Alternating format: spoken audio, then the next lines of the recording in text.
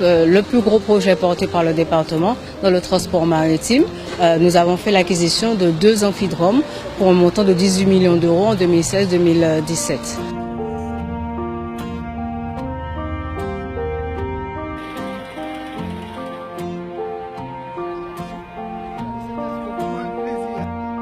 Cette convention est extrêmement importante parce qu'elle permet aujourd'hui de renforcer finalement les actions de coopération entre le conseil départemental de Mayotte d'une part et le conseil régional d'autre part, et en particulier sur le sujet qui est celui de la mobilisation des fonds européens.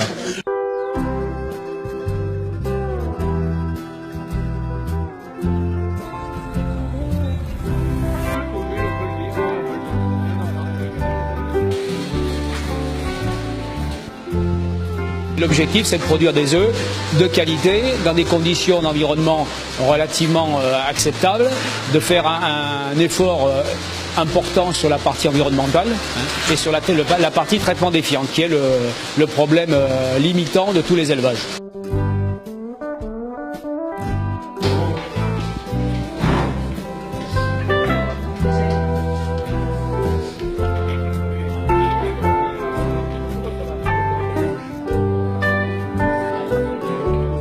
Nous commençons par un fonds, le fonds FEDER.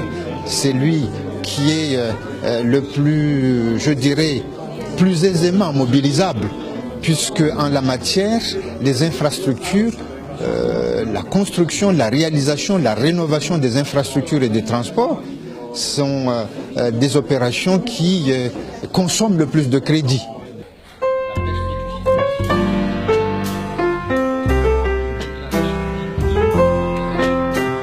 L'objectif, c'est d'accompagner Mayotte finalement en tant que nouvelle région ultra-périphérique sur la mise en œuvre de près de 300 millions d'euros de fonds européens qui va permettre donc d'asseoir ici le développement économique et social de Mayotte dans des meilleures conditions.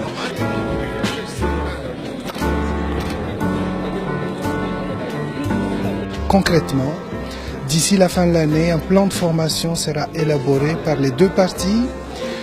Et ce plan de formation permettra à la fois le concours du conseil régional pour accueillir dans ses services des collègues du conseil départemental de Mayotte, mais aussi d'envoyer des équipes du conseil régional de la Réunion à Mayotte pour animer 2 séances de formation et d'accompagnement des collègues du conseil départemental.